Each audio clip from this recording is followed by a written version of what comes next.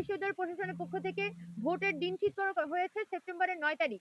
কিন্তু এখনো পর্যন্ত তারা বলেনি যে সকাল ৮টা থেকে বিকাল ৩টা পর্যন্ত যদি ভোট হয়, তাহলে ভোট কাউন্টিং হয়ে কবে কয়টা নাগাদ আসলে ভোটের রেজাল্টটা দেয়া হবে।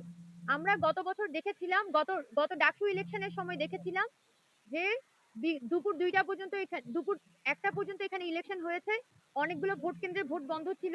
পরবর্তীতে ৩টা থেকে ৫টা পর্যন্ত অনেকের ভোট হয়েছে এবং ফলাফল ঘোষণা করা হয়েছে মধ্যরাতে। এবং এই যে মধ্যরাত পর্যন্ত গড়ালো পুরো জিনিসটা, এই ৮-৯ ঘন্টা সময়ের মধ্যেই অনেক অনেক ভুয়া ব্যালট এখানে ভরা হয়েছিল। এবং আমরা আমরা গত ডাকসু ইলেকশনে যে কারচুপির কথা বলি, যে লাইন জ্যামিং এর কথা বলি, তার সাথে যুক্ত হয়েছিল এই অতি অনেক দেরি করে বা গভীর রাতে এখানে এখানে ডাকসুর ফলাফল ঘোষণা করা।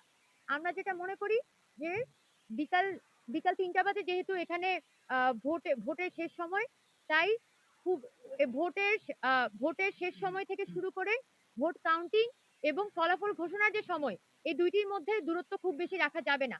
যদি বিকাল ৩টা থেকে শুরু করে ভোরবেলা তারা ফলাফল ঘোষণা করে, তাহলে আমরা আশঙ্কা করছি যে এখানে যেসব রাজনৈতিক সংগঠন এখানে প্রভাব বিস্তার করার চিন্তা করছে, প্রশাসনিকভাবে বা রাজনৈতিকভাবে, তারা এই সময়টার মধ্যে নানান ধরনের অবৈধভাবে এখানে ভোটের ফলাফল পরিবর্তন করতে পারে।